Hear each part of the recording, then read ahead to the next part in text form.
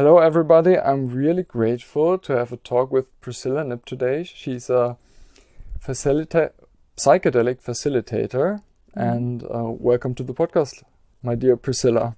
Yeah, thank you, Marcel. So nice to be here with you. Yeah, It's really a pleasure. we met last year when I was working in the Netherlands at Essence Institute for 3 times, also as a psychedelic facilitator. And now I thought to bring that topic to more people and to more consciousness, that you would be the perfect person to talk about it, because when I saw you, you're so sensitive, so thoughtful, and so beautiful in communicating with all the people who are or who were there.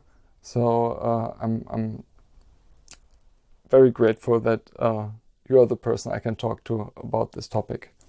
Would you mind to tell how you got into this area of your profession? It's not so typical today, so how did you get in contact with psychedelics? Yeah, sure. No, it's definitely not so typical. And thank you so much for your kind words. Yeah, I really appreciate it. So psychedelics came into my field from a quite early age on, as I live in the Netherlands and where the mushrooms were legal back then. Now only the truffles are legal, the mushrooms not so much.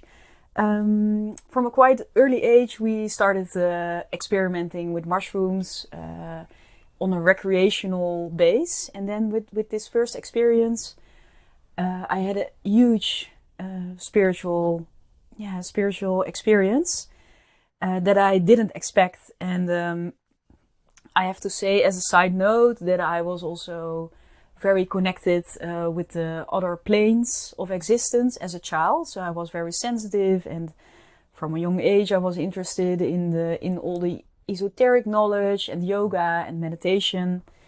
And then in this first mushroom trip with my friends, walking through the woods, I had this oneness experience that I really didn't expect, and it came to me as a surprise. And also in this journey, all my questions got answered that I had, like, why are we here? What is the deeper meaning of existence? And it was a lot. And then I really had to integrate that experience, and I also felt the calling to explore deeper. Mm-hmm. So I explored deeper also with meditation, mostly silent meditation, like the Vipassana kind of meditation, and that in combination with psilocybin mushrooms. I started doing journeys on my own, and then really made a sacred space for myself, went in with an intention or with a question, mm-hmm. and then just sat in a meditative space and basically explored my own mind, my own consciousness. Mm-hmm. And these were amazing journeys. And from this, I also started developing more my work with energy. So I started doing trainings on pranic healing, Satnam Rasayan healing, more the energetic work. Mm-hmm. I started a Kundalini teacher training, and also Hatha and Yin yoga. And from this, it evolved. And then also friends started calling me like, hey, can you explain me a little bit about psilocybin? And I want to do a journey, and maybe you want to be there as a space holder or as a sitter. Mm-hmm. And from here it emerged. And I still also had office jobs. So sometimes back then, this was during my 20s. Mm-hmm. It really felt I was living in two worlds. Hey, that during the day I had my office job and I had to be very serious. And and then in the evening and the weekends I had my psychedelic, my psychedelic part. Mm-hmm. From here it also emerged a bit into other plant medicine. So I started working with ayahuasca, with peyote, with wachuma. Mm-hmm.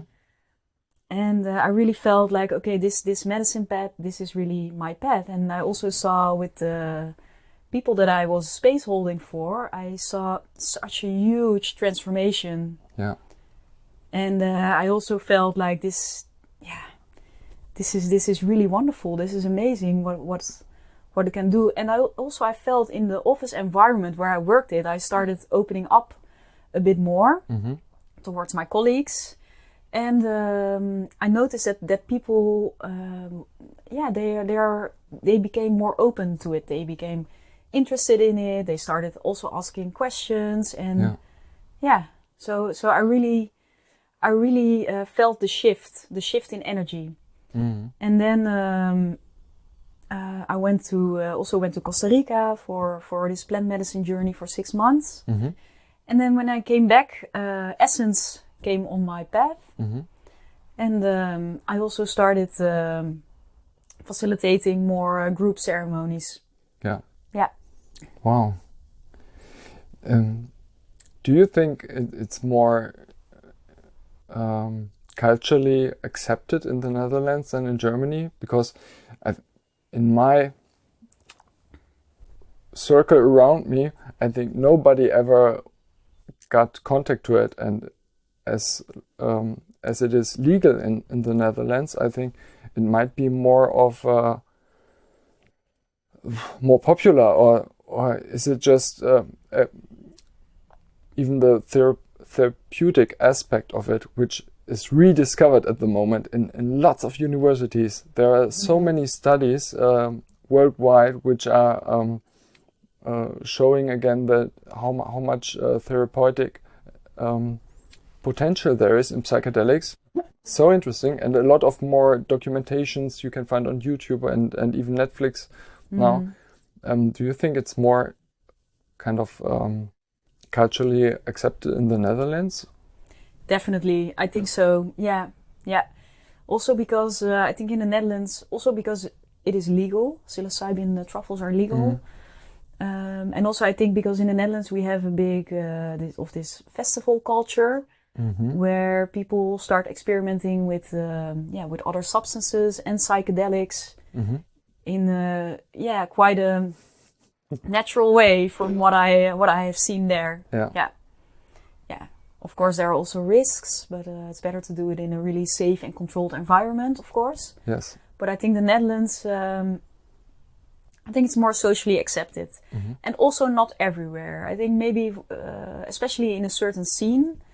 But when I was like also working in different office environments, there were also office environments where this was really a taboo to speak about. Yeah. But this was also... I think maybe 10, 15 years ago. So what I see now, especially in the last 5 years, that there is a huge transformation going on. And also because of the Netflix, the How to Change Your Mind, the Michael Pollan. Wow. Wonderful series and documentation about a different kind of psychedelics. There's also a wonderful series on Gaia. Gaia is like the spiritual Netflix, and they have this series called Psychedelica, and this is also really wonderful. Nice. I've not seen that yet. Didn't know. Yeah. Interesting. The one on the series on Netflix brought me to the idea that I could, check out in the Netherlands which possibility there is to work also as a facilitator. As I told you before, I had my plant medicine experience also in Costa Rica with ayahuasca in 2017.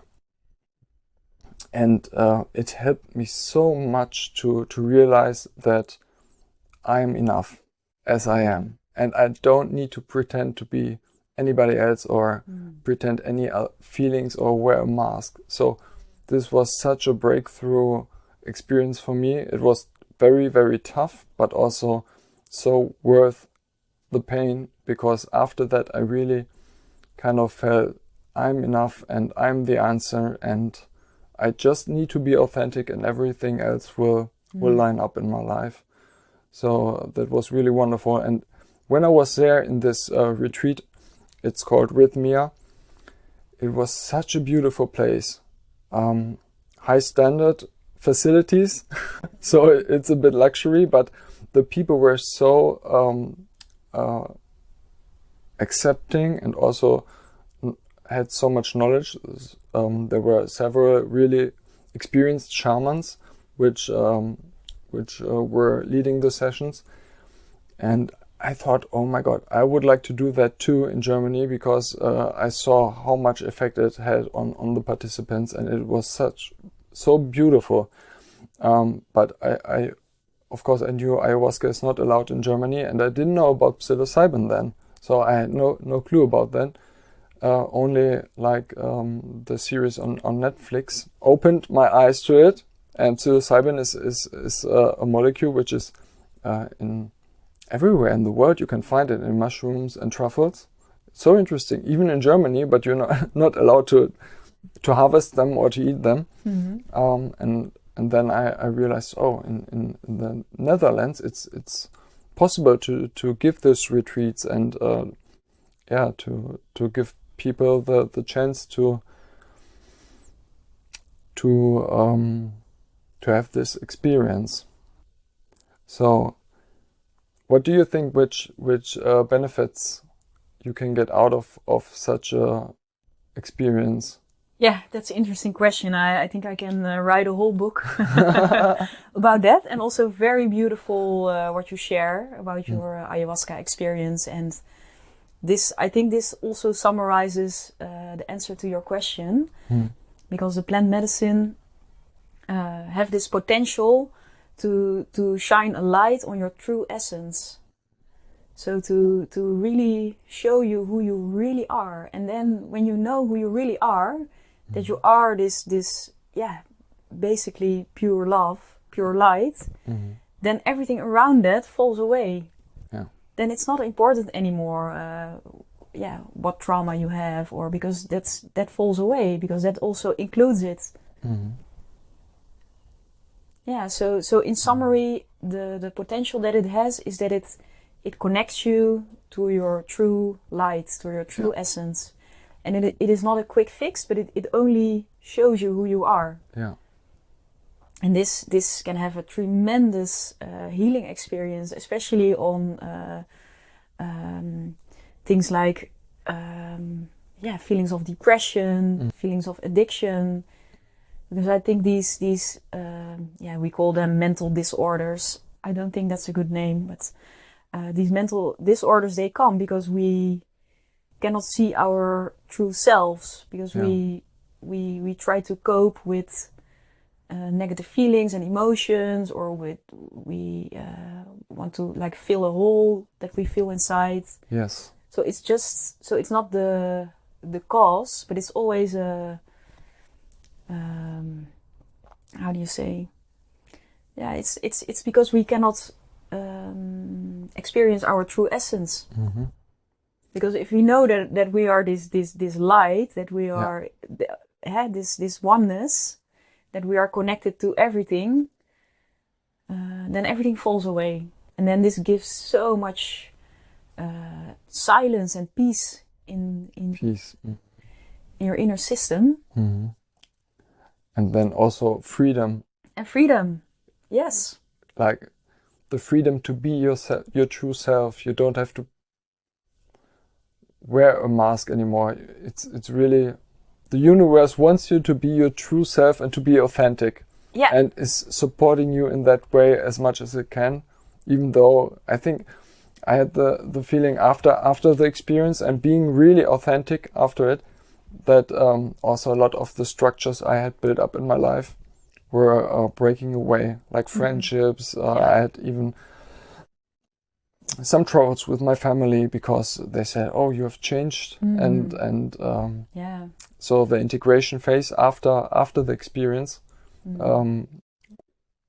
quite went on for a while. I luckily had the security in myself that it's the right thing, but it was also afterwards a bit painful, like losing friends and.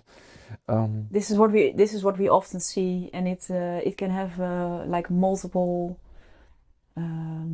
causes. One of them is that some things in your life that are not in the same frequency, that are not a frequency match, that they like automatically just disappear from your life. Maybe old friends that maybe the connection is not nourishing anymore. Then it just falls away.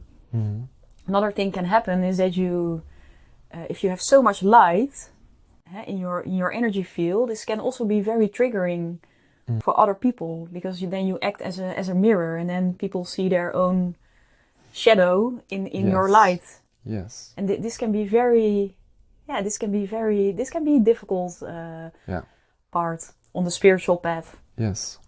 Can you say what kind of experience? Let's say someone is listening to this podcast and find this interesting and thinking about coming to a retreat or wants to have this experience. Can you tell what kind of experience this person can await? Yeah. So there is not a standard. So okay, when you take this, you will experience this and this. This is different for everybody, and it also depends on the intention that you want to come with. And what I can say for sure is that you not necessarily get the journey that you want, but you will always get the journey that you need in that moment. So now I have facilitated so many retreats, both large groups, but also individual, also couple retreats. And I see it every time again that each person exactly gets what they need and also what they can handle. Yeah. And I am really astonished by this ability of the plant medicine. Yeah, and also that it's not really dependent on the dosage even. Yeah. So it doesn't matter if I give like a very big dosage to a very small woman or a very big man. I give them the same dosage and they have different effects, not necessarily more or less. So it's about how open your system is, how the plant wants to work with you, where you are in that moment. Yeah. So it's what you're capable of to experience. Yeah, exactly. It's so on point. Yeah. It's always so on point. It's just magical. Yeah. Yeah. I found out in my own experience, I went into it with just a lot of trust. I had the feeling this medicine comes from nature and only wants to connect. Yeah. And so when I went into it, I just trusted it completely. I don't know. And there were, in my first night, there were such deep and difficult situations. I was confronted with a lot of fear and all other emotions too, and even dying. But I trusted it so much, which helped me afterwards to really also trust life again, and not having the feeling I have to control something. But I felt so connected again to myself and to life itself, so that now I can often easily let go if things go not the way I planned them, and something else is happening. I just trust that this is the will of the universe, or that this is the best outcome which I can have, even though I'm maybe a bit frustrated. So this is really what I got out of it. And what you said is, I asked the question, what can you await? What kind of experience can someone await who goes into it? I kind of knew already your answer, but of course, for the listeners, I wanted to make that clear, and this is also my experience. Everybody just get the experience they need, and not the experience of someone else. Maybe I think you can listen to 100 of different people who had that experience, and they tell you 100 different stories, and then even then your experience will be different. Yeah, this is a very important mindset also to go in to the journey. Because a lot of people are reading all the books and looking at all the documentaries, and then I even had participants who were a little bit disappointed that they were not peeing diamonds in the toilet, as it was described in the book. And then they were like waiting for the colors, but it's not for everyone. It's a different experience, and it's not visual or colorful for everyone. It can be like a really bodily sensation, like or a really emotional journey. So this is really, and it's not that the one is better than the other. So it's exactly on point on what you need in that moment. And I also love what you said about trusting life. Because I always say that the life, to me, whole life is a psychedelic journey. I try to navigate my daily life as if it would be a ceremony. And trust is I think is a best mindset to go in. Yeah. And really trust that everything that happens, even if it's within the psychedelic journey or in life, that really trust that the universe does everything for us, never against. Exactly. So even if we encounter obstacles in our life, it's not necessarily to give us obstacles, but this is always a redirection. This is always for us. Yes. In order to help us, although we cannot see it maybe in that moment when situations arrive, but it's and if you have this basic feeling of trust and of courage, that you feel that it doesn't matter what happens, I trust that I can handle everything that comes my way. I know how to navigate. Yes. And this is also what I like to work with people, to give them the tools to navigate more difficult situations in their journey or in life. And this is very powerful, because if you have the tools to navigate everything that comes on your path, this is so powerful. Because then you can do everything. Yeah, and you can be much more calm when the storm comes in the outside, and there will always be obstacles and challenges. No man, how enlightened he might be, or no woman, will not have any will not have challenges in their life anymore. They will always come, but you can learn through this experience, and also through tools you might also provide, to be more calm when the storm comes, and have a peaceful inner state, and accepting and trustful inner state, so that you will not feel so much pain anymore, or lose yourself in the storm. Yeah, and to be in the eye of the storm, maybe. Yeah. Even. And see more clearly. Yeah. What are some points someone should consider for themselves if they are thinking about attending a retreat or a ceremony? So, what should they bring with them if they come to a ceremony? Yeah, so most importantly is that they feel the inner calling. Is that they feel the inner calling to work with this medicine. Yeah, not because they think, oh, this will fix me, but there is a difference between just curiosity, or really feel the inner call to work with this plant. So I think that is really important. It's also important to bring a sense of trust, and also a sense of that you can also carry yourself. Of course, as facilitator, you are there in the journey to support, but it's also important that you can, that you feel you can carry yourself.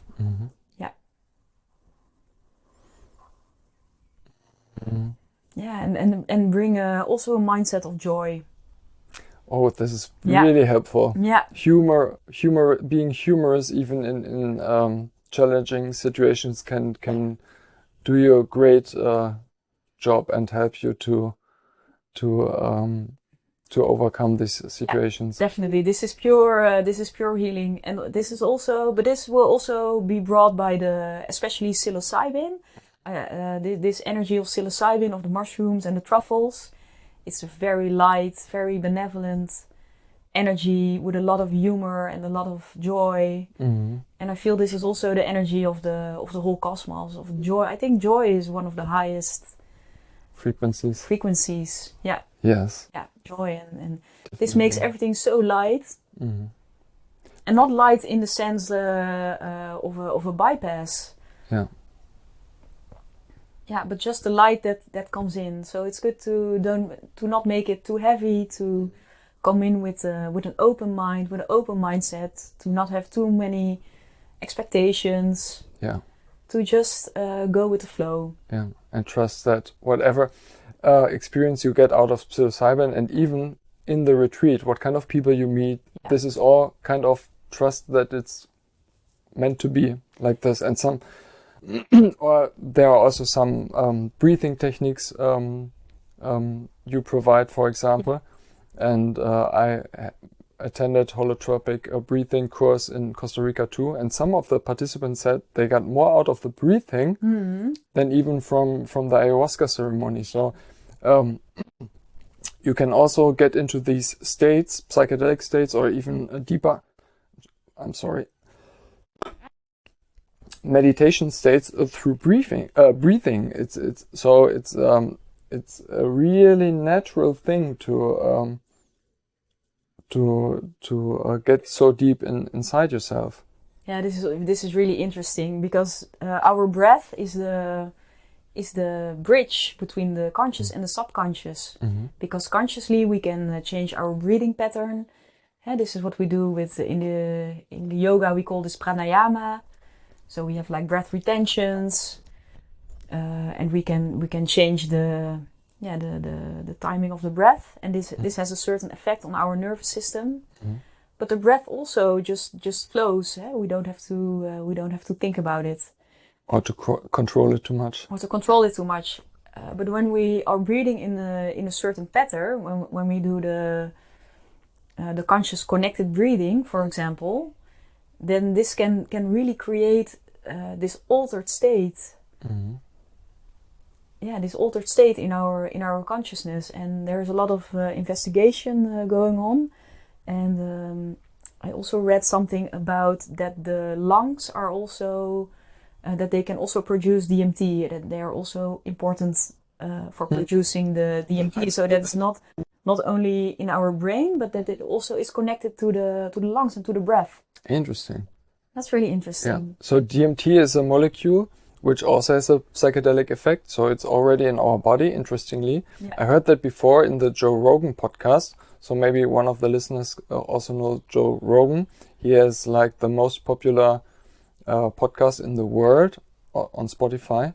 And he has a lot of also episodes where he talks about DMT, psychedelic experience, or if it's mushroom or ayahuasca or whatever. So I think this way of treatment for the mind maybe is becoming more popular in the recent years, definitely. Mm-hmm. So do you see that also with a number of participants who come to the Netherlands, or especially to Essence Institute? I mean, they come from all over the world. I've seen it they myself. Yeah. You mean with the breathing, that they have this profound experience with breath work?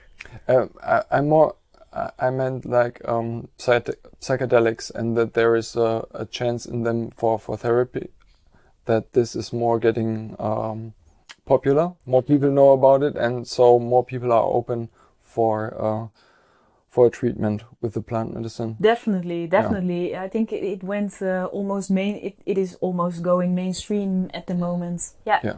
And what I also see is that a lot of people are coming who that this is the first thing that they do on their path. So they don't have a lot experience with personal development, and this is like their first entry point. And then they come into this retreat where where we offer, yoga, Kundalini yoga, breathwork, psychedelics. So it's a lot. It's the whole package, body work. Yes. Yeah. So that's beautiful. Even art, yeah. To reflect the experiences, I found that really beautiful and helpful. It's interesting. So from my childhood on, for example, or my youth, I was smoking and I was drinking alcohol. I never thought about doing more. Okay, we did some cannabis when we were around 15, 16, but I had a distance to anything else because I thought, if I get hooked to it, then I'm gone. For example, because I knew I was directly hooked to smoking and then couldn't stop it easily. So I always was really afraid to test anything else. But what opened my door was that Steve Jobs, in his biography, told that his LSD experience in his studying time was one of the most profound and most important experiences he had in his life. Yeah. So and it rocket shooted his creativity and openness. And then I thought, oh, really? He did that?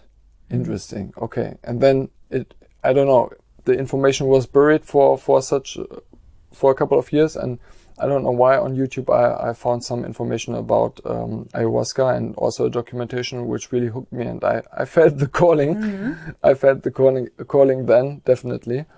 But now I think what you said, it's becoming more mainstream. The people are maybe not so much afraid anymore, but still I think I would never recommend someone to use it without a facilitator or in a professional environment, because it could be too much to handle when you're not ready to maybe face all the emotions which are coming up. Exactly. Not only emotions, but also trauma can come up, and it's really, really important to do it in a safe and controlled environment with very experienced facilitators who also know the whole landscape of the psychedelics. That when I see someone and I tap into the energy, I know exactly where that person is. And then and then you can hold the space. Yes, and be there for them so that they can better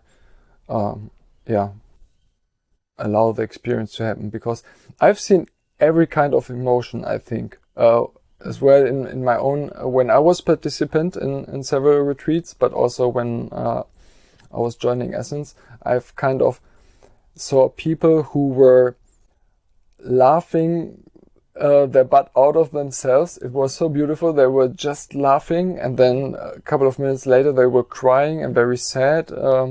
Then some people told from their experience they kind of had this kind of diamond peeing experience, or they were in the universe and just joy and love and laughter. Some others even experienced nothing and were kind of frustrated about it. So interesting that you get the whole scope of life or get potential. And usually you also get the whole package at the same time, because that's also, I think, fascinating about psychedelics, that you usually in daily life we experience emotions one at a time. But within the realm of psychedelics, we can experience grief and joy at the same time. And, and just smell the colors, and so all our senses it's so different, and you can hear a conversation from 50 meters away because your senses are so open, and they are just opening up parts of the brain that we normally don't use. Now, as a facilitator, what kind of, do you have some experience in mind from some of your participants which are memorable? What you could maybe share? What gives people who are listening to that, maybe gives an even more or clearer picture how maybe even how this a retreat can process what is the agenda, and then so what kind of experiences they should be open to. Yeah, there are a lot of experiences that can happen within the journey. I have seen many transformations in people that come into this oneness experience, and that they actually experience that they are this energy, that they are not only their physical body, and that there is more, and then that it really clicks in how the universe is made up, and how it works. And I've seen also a lot of transformation in for example, people with some physical ailments, that they somehow got back to a situation in their childhood where they experienced something and they went through that trauma, and then the physical ailment that they had was gone after the ceremony. So there is also this link between emotions and trauma and our physical body. Yeah, kind of blockages in the body. Mm-hmm. Exactly. And I also, this is what I also experienced myself, but what I also hear back from participants is that they also get this like sacred surgery, this like energetic surgery in their body, that maybe something gets pulled out or get cleansed. Yeah. I have seen a lot of transformation in women with eating disorders. That also the medicine showed their, what we talked about earlier, that the medicine showed their light, they showed their like angelic essence, and then also that they really felt like, it just doesn't matter, because I am this beautiful energy that is like living on the earth. And this is a kind of a wording I heard a lot, like the medicine showed me. So this medicine showed me this and that, and I think this is definitely true that the medicine is showing you something, but there are so many different ways the medicine can do that. So some people are getting pictures or having re-experience something from the past, maybe even see a situation where they were with some family members and they feel all the feelings of all the people in that situation. And some others maybe hear something which reminds them or gives them a clue what the medicine wants to transmit, what kind of information. This I found so interesting. I always wanted to have the same experience like the founder of the retreat in Costa Rica. He said, I took it, I was shooting with my soul out of the body directly to the moon and spoke to the moon, and the moon was like a digital display speaking back to him, and he could ask all the questions he had. And I was like, ooh, this is what I would like for me. I want to ask a lot of questions because I have so many, but it didn't came to me. But one thing I really got out of his story, I found this so beautiful again. He asked, what is the reason for life? Oh, sense of life? What is the right sentence? The sense of life. The sense of life, or the meaning of life. Yeah, the meaning Essence of life. Essence of life. Yeah. And the answer he got was being authentic. And I was sitting there and it blew me away because it made click in myself. Being authentic. This is still for me, what I said in the beginning, the most important message I got out of all these experiences, that I'm enough, that I just need to be really me and authentic, and everything else in life will just come to me at the right point. And since I went on that path, my life is much more fulfilling. I meet much more really nice and great people.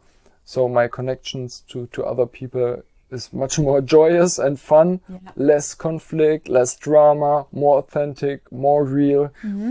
And my life got so transformed in so many ways since then. I found my calling in my job business. I was able to have the courage to quit my job and go into the coaching business, being self-employed. And even that was, of course, still a great challenge for me. But even when my people around me said, "What are you doing?" and they questioned my decisions, I was kind of calm and rooted in myself that I knew it was right. I couldn't explain sometimes why I did what I did, but from my core, I knew it is the right thing, even if it's not working out, but it's the right experience at that moment. Yeah, when you are truly authentic and you are like truly aligned in yourself, then you will also make all choices on this basis. Then you will only make choices that from this place of authenticity that are aligning you with your path. Yes. So this is also something that helps me if you because on a daily basis we make a lot of choices, even the little things. Okay, what I am going to eat, which friends. Hopefully watermelon. I just found out from you that watermelon is the fruit with the highest frequency. So we really can recommend that. And it's more hydrating than water because of the structure. So this is and because in essence there is no other way than to be truly authentic, because there is no one like us on this earth. Yes, and there's no other person with the same way, and we don't have to take the way of someone else or try to copy someone, because we have our own way, our own authentic way. And of course it takes courage to take it, because it's so connected to insecurities, because we don't know what is going to happen. But what I think is for sure that it's the path where we can develop the best and most, or show our true potential and fulfill it in the best way. Yeah, and sometimes we have to step out of the way for the bigger plan of the universe. And maybe this is a nice story to tell, because sometimes you also mentioned that sometimes participants they don't feel anything in the journey. And in ayahuasca we call this the nada.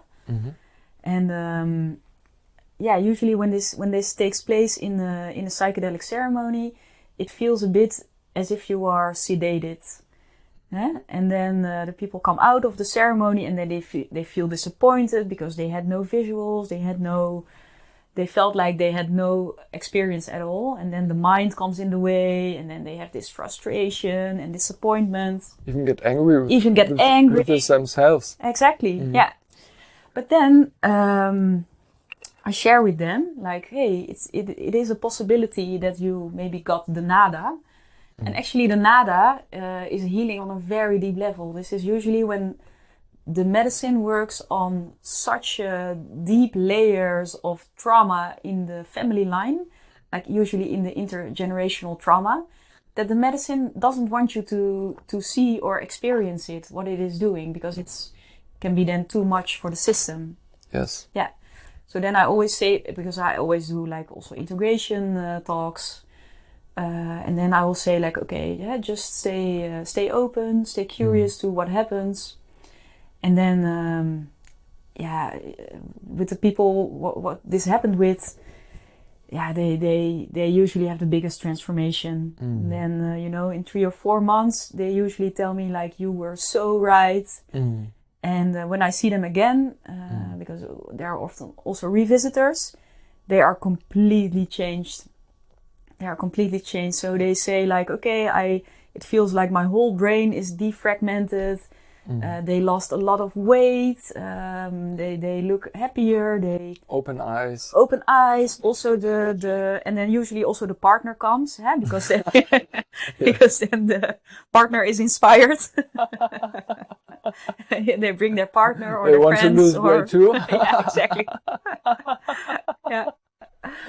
Yeah, so this is also a big transformation, and then this is also like that nothing seems, nothing seems as it looks. Mm. So you think like, no, I didn't experience anything, and then this is like the biggest transformation. And this is for me also how life works, and that it's important to step out of the way, so the universe can just work through us. Yes. Mm. Yeah, and this can also only happen when you are truly authentic and aligned. Yes, and accepting whatever comes. Yeah. Yeah. Not being in the resistance mode. I don't want this to be like this. I want it different. Yeah, exactly, because then the system closes off. Yeah. Yeah. And just be open and curious, and it's not only love and light, Yeah. and, life throws challenges at us. Yeah, really. And I think the first thing, as you said about families, and that even the people around you will be affected. And I think this is so wonderful. If you are a parent, for example, and you do this work, you are brave enough to face your inner being, and you are ready to even they call it shadow work. So like to accept your shadows and look at them and integrate them in your true being. Yeah, children are the perfect shadow work because they they bring so much out of you, right? They reflect you. They reflect the Yeah, and I think we have often so much generational trauma in our backpack. Yeah. I mean, our grandparents were traumatized through war. Then they re-traumatized their children because they were not able to be empathic or loving and kind and seeing parents. So our parents were also kind of traumatized and not seen, and had maybe problems to learn empathy. And I think the chance we have when we go inside and look at all the shadows, we can stop the circle and we can like or break the circle, so that all the trauma ongoing in our lineage will stop, and we can heal. And if we can heal, also our children have major benefits out of that. Yeah. This is what I see in a lot of my clients. A lot of my clients are like the chain breakers of the line, because so many, what you mentioned, so many things happened in the line, like war, famine, diseases.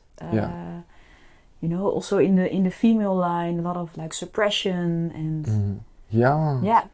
suppression. Yeah.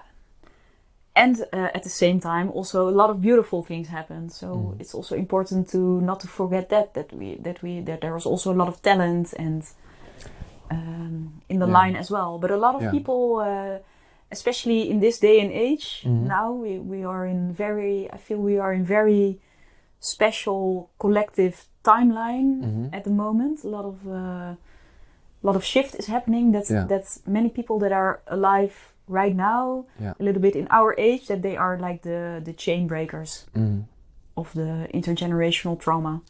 Yeah, and isn't that a beautiful reason to be brave and to face your inner self and all the shadows and all the traumas, to heal them and to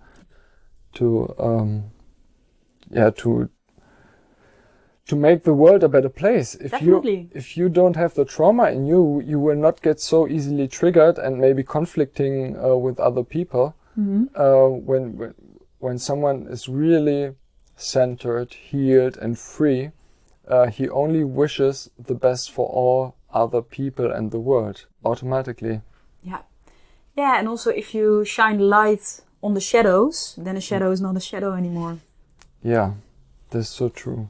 And it also takes a lot of courage. It takes a lot of very conscious choices. Yeah, and it also takes a lot of boundary setting. Like really tuning in to, okay, what do I connect with? How close do I let situations or people come into my field? Yes. Where do I say no? Where do I Yes. say yes? Yes. And only, so what helps for me is that I only go for things where I feel a full yes. And I follow this trail of my full yeses. And if I have doubts, then it's a no for that moment until I feel a clear yes. It's a nice way to prioritize also your life or the tasks in your life. We make ourselves such a head to make a check on all the points on our to-do list, and often this is not necessary. We just need to take care of the really important parts, and even some things are managing themselves went away because it was not meant to be that we bring so much effort to do that. Exactly, and if we follow this trail of our full yeses, then even like daily chores that we usually don't like, if we are in this flow, then we just do it. Then it's not it. Then we can also do this from a sense of joy, because the energy is flowing. True, and then it's more like, or Eckhart Tolle once said, if something is coming in your way and you have to do it, then and you cannot change it, then accept it as if you have chosen it. So the resistance is gone, and you bring the best energy you can into it, and then suddenly it's much easier than if you would argue with it all the time. Like, I don't know, even in my job, why do I have my taxes now? Oh no, I hate taxes, and it's too much taxes I have to pay, and what could I buy from all the taxes I'm paying? I can really relate to this. This goes on, but this stresses us, and this is I mean, this is a part of the life we have, and we cannot go around it. So we have to do it. It's part of our self-employment, and everywhere is light and shadow. So this is a small shadow in the part of being self-employed. But if I would stress myself or argue with it too much, it would bring me pain, psychological pain. And if I just accept it and do it at the right moment, at the right time, it flows, and then the outcome will be probably much better with this energy than if I would resist it too much. Exactly. Yeah. But I agree on the topic that it's a topic that does bring a bit of resistance. Yes. I didn't find resistance necessarily is not bad, but can we really also accept the resistance? Yes. We don't have to push the resistance away. It is just there. I think this is one also came with the realization just being me and accepting myself in my wholeness, and even with my shortcomings and with my flaws. So really accepting the whole picture, and that helped me also to accept the whole picture in the world, and to see that you cannot realize that you're light when there is no shadow. So if everything is light, you cannot realize yourself. So we need the contrast to experience ourselves, and we need to be happy, and also we need to know how it is to be sad, so we can really know what it means to be happy, and even enjoy it more deeply. Exactly. This is also, like, in my opinion, why we came here to this earth, to experience this duality. Because we come from a place of wholeness, of being one. Yes. And then there we say, like, we know how this is. And then it's nice to experience duality, to have this body, to experience the senses. Yeah. Yeah, that's beautiful. And also, if you can accept yourself completely as you are, with all the dark, with all the light, this gives this huge sense of also compassion for other people. Yes, and for yourself. Yeah. This really was a kind of a development for me. When I was younger, I was very career and money orientated, and also took a lot of pride from my relationships with many different women. women. So I kind of found my self-worth, or try to bring my self-worth through it, or find it in there. And then after a while, when I realized what I did and also how much people I heard it, I condemned myself, or I was angry with myself, or I was ashamed that I did that. And now I wouldn't do it again, but I know the worth of the experiences. So I really know that I don't want that anymore. Like being hurtful to other people and or telling them not true things so that they stay with me, what I did in the past. So and even also all the emotion work, like getting rid of or facing all the emotional blockages of pain, of trauma, of shame, all that I was ready to face and overcome and heal from it. This is the basis of my helping others now. So even in my work. So all the shit you're experiencing in your life, when you face it and when you grow on it and you take it as a catalyst for your growth, then you will be able to help other people. So there's a deep meaning in it. Exactly. Because then you practice what you preach, and then you can inspire others, because you are this like true. It's not only like a story from your head, or you know how it in theory works, but you have really embodied it. Yeah, it's like a true example, authentic example, and also with authentic stories or methods you choose to do to overcome these things.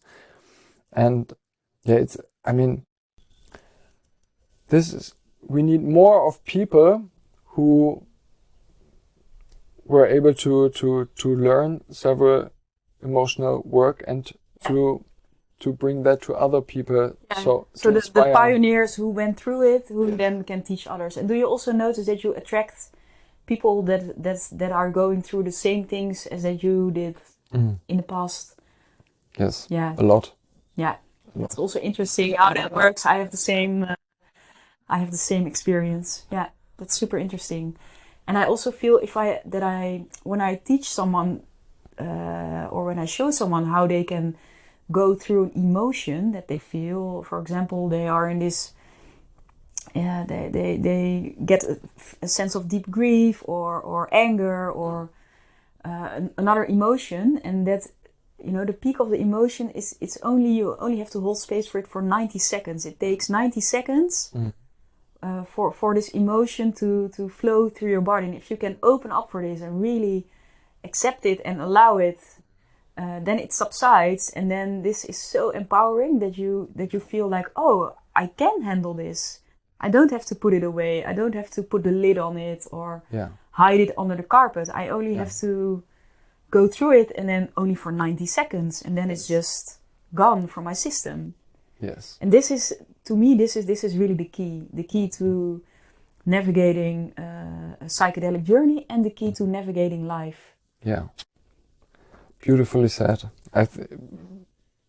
You find the perfect words which resonate with my heart. It's like watching the emotion, and then through the conscious watching, it gets transformed and develops away. Yeah. And you can let it go. So, this is alchemy. Yeah. This is pure alchemy. Yeah. That we just transform it ourselves. Yes. And if we have done it enough and got free of it, we automatically, I think, start having an energy which just supports other people in our surrounding, and also our children or even our parents. I recognize that a lot with my mother, for example. So she's a wonderful, empathic woman, but sometimes was not really eager to face her feelings. especially a lot of insecurities, which she sometimes didn't want to face. And now, through talking a lot about that, and she also experienced my process, she's now really much more open to to just take the challenge, whatever comes, and to do it, even if she's insecure, if she really can do it. So she just stays open and says, okay, I will try. I'll just try. Not, I have to do it in that way. I would just try. And if I fail, it's not so important. So she looks more experimental on tasks or new topics, instead of really, I can't do it. I don't want to do it. It's more like, okay, this is what comes up in my life. I just try. And then that's a good mindset. And just also have the mindset of just practicing, you know? Yeah. We don't have to do it all perfectly. Yeah. Yeah, and also what I also noticed that people who lived through their experiences and through their emotions, that they can be such an inspiration for others only by their presence, that they actually don't have to do a lot, but they have this like certain presence that is really inspiring. Yes. Yeah. This is what I also recognize. If someone is really joyous, it's affecting all the people around. Or if someone is laughing out loud and then this can brighten up the whole energy field. Yeah. Wonderful. So we are coming to an end, but I would like to ask you, as a really experienced facilitator, if someone is looking for a place to have such a psychedelic experience and is ready to look inside him or herself, what would you recommend? What should they be looking for in order to have a really professional and good environment to have these experiences? Yeah, so it's good to know if you want to do a group ceremony or a private ceremony. So in a group ceremony, you have the whole group dynamics, which can be really wonderful. Also a wonderful way to connect.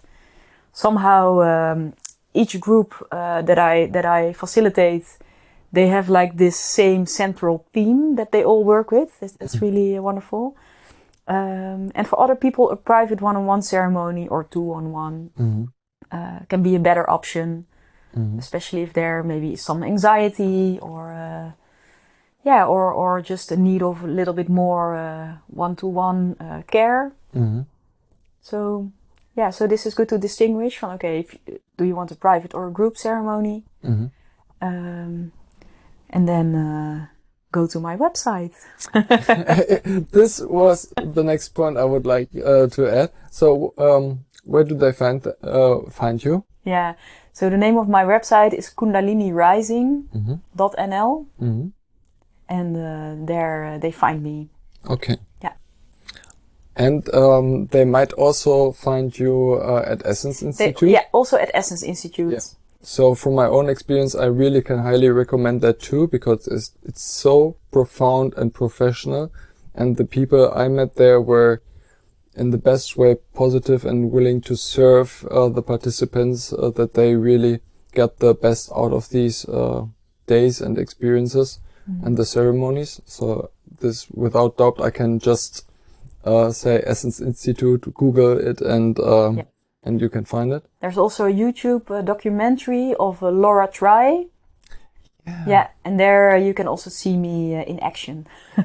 This was wonderful because it just popped up on my YouTube. Yeah. I don't know why. And then I saw you again. Yeah. And then a couple of days later, I contacted you. So this was my sign, because I was thinking about it and was not sure if should I contact you or not.